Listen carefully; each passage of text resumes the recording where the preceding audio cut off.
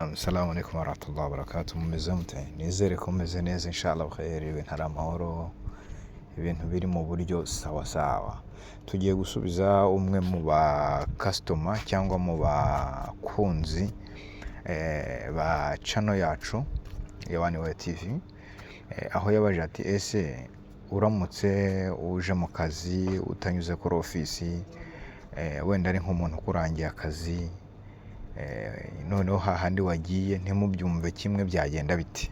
Ni ikibazo cyiza cyane, kubera ko hari abantu benshi, hari igihe umuntu ashobora kuba abaye ahantu neza cyangwa akora ahantu, noneho bakamwishimira, bamara kumwishimira bakamubwira bati uzatuzanire umuvandimwe wawe cyangwa uzatuzanire undi muntu nawe ufite imico myiza nk'iyawe. Iyo bigenze bityo rero, wenda umuntu aje mu kazi, azanwa na mugenzi we, ntiyanyuze kuri ofisi, ni no address, nta address nyine afite, yagera mu kazi bikanga. Ese bigenda bite? Ni ukuvuga ngo icya mbere, amahirwe menshi aba kuri wa wundi ufite ururimi, kubera ko hano hari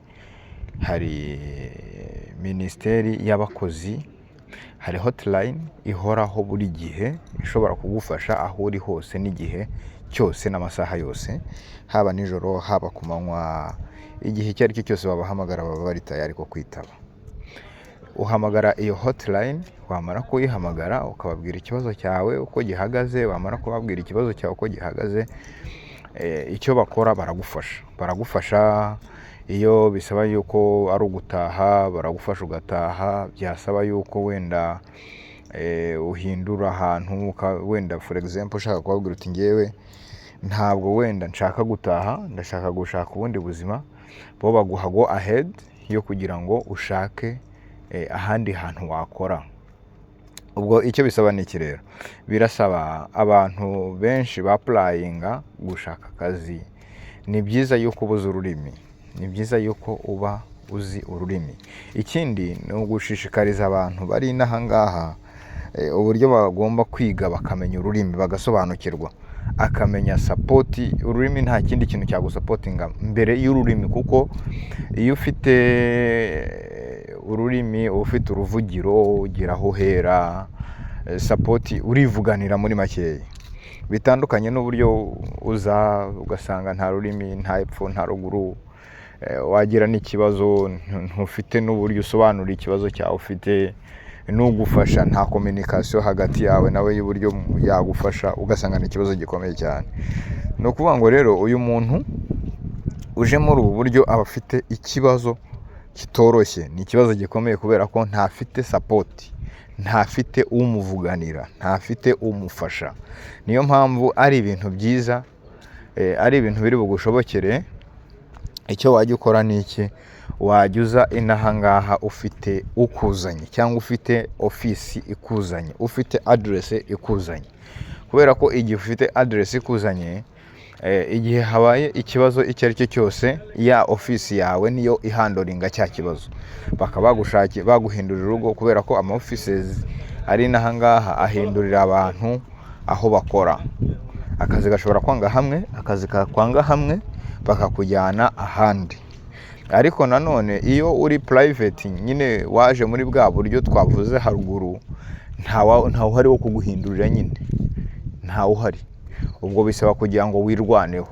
Kandi ikindi, ikintu cyo kujya Canada, ikintu cyo gukorera hanze ya kontara, nkunda kubibwira abantu, bifite consequence nyinshi cyane, bifite ibibazo byinshi cyane kuruta uko abantu babitekereza. Kubera ko nuko wenda amahirwe hari, iki gihugu ari igihugu cyoroshya, ari igihugu gifite ubushobozi, kidakeneye wenda mu bantu mw'inyungu runaka, ariko baramutse bakubariye teresharije usabwa cyangwa icyo itegeko rivuga, bakavuga ati tugiye kuryubahiriza, amafaranga bajye baca umuntu bajya bamukatira burundu. Kubera ko niba umunsi umwe udafite visa, ngombwa ngo iyo uri muri iki gihugu visa yawe yararangiye, umunsi umwe charges cyangwa icyo usabwa, icyo utanga ni amareyari 20 ku munsi umwe, ni amareyari 20 ku munsi umwe. Ni ukuvuga ngo rero usanga nk'umuntu amaze hano imyaka 5, hari n'abari hano usanga nta cyangombwa namba, ariko iyo agiye gutaha baramufunga bakareba amikoro yiwe nyine urwego ahagazeho bakamugirira impuhwe akitahira. Gusa ntabwo ari byiza kubera yuko nyine urumva ikibazo ahantu kiba kiri, ubu uri muri blacklist yo kongera kugaruka hano Oman, kubera ko kongera kugaruka biragorana kubera ko nyine uborotse aho ngaho akenshi na kenshi. Kugira ngo wongere kugaruka byasaba yuko umara igihe kitari gitoya, imyaka usanga ni hagati y'2 n'5, ariko nk'iyo nabwo ishobora kuba mikeya bitewe n'impamvu runaka, ishobora no kuba myinshi kubera impamvu runaka, ariko akenshi ntabwo yajya munsi y'imyaka nk'5 mu gihe waba warabaye hano mu buryo bunyuranije n'amategeko.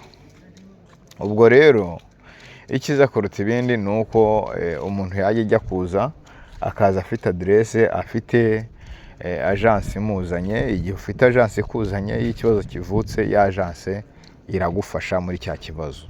Ariko iyo uje nta agence ikuzanye, icyo gihe uba ugomba kumenya yuko nta wundi muntu ugomba kugufasha, ari wowe ugomba guhandoringa bya bintu uko bimeze. Ikindi, hari abantu bagera inaha ngaha bakumva ko ni akazi, ariko bakumva ko ari akazi koroshye. Oya, ntabwo akazi k'inaha kaba koroshye inshuti yanjye, ntabwo akazi kaba koroshye.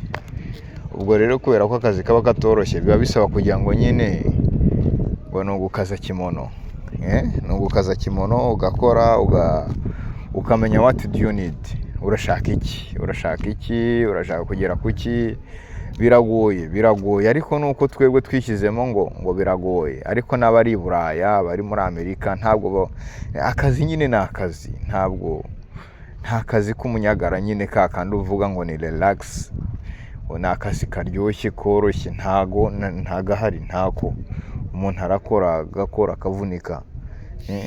Iyo ufite icyo ushaka kugeraho nyine uremera kikakuvuna, kubera ko nta kitagira igitambo. Ni ibitambo abantu baba batanga. Ubwo rero ngira ngo umuvandimwe wacu yasubijwe ku kibazo yari afite. Ubwo n'undi muntu wese wumva wenda ashaka kuza inaha ngaha cyangwa ubiteganya, ni byiza yuko yaza afite agence imuzanye, kubera yuko iri agence niyo izamusayidira. Tugira ibibazo byinshi cyane duhura nabyo by'abavandimwe bacu, ujya kumva umuntu yaje inaha ngaha azanwe na mugenzi we, yamara kugera inaha ngaha bikanga bikamunanira, mugenzi we ntafite ubushobozi bwo kumusubiza mu Rwanda, ntafite ubushobozi namba bwo kumufasha, ugasanga ikibazo kiravutse. Uriya wakuzanye ntiyagusubiza mu Rwanda kubera ko nta bushobozi afite, nta n'uburenganzira afite. Ariko nk'iyo uzanwe na agence, leta iyitegeka ya agence yakuzanye kugusubiza mu Rwanda, cyangwa ikaba yaguhindurira urugo, kubera ko mu mategeko muba mwabyumvikanye yuko bagomba kuguhindurira. Ubwo rero tujye tugerageza byibuze n'abavandimwe bacu, niba tunabazanye tubazana, ariko tubinyujije muri address runaka zishobora kubasapotinga anytime. Byaba byiza kurutaho rero, inshallah khair. Sawa rero, Nyagasani akomeze kubarinda kandi abishimire.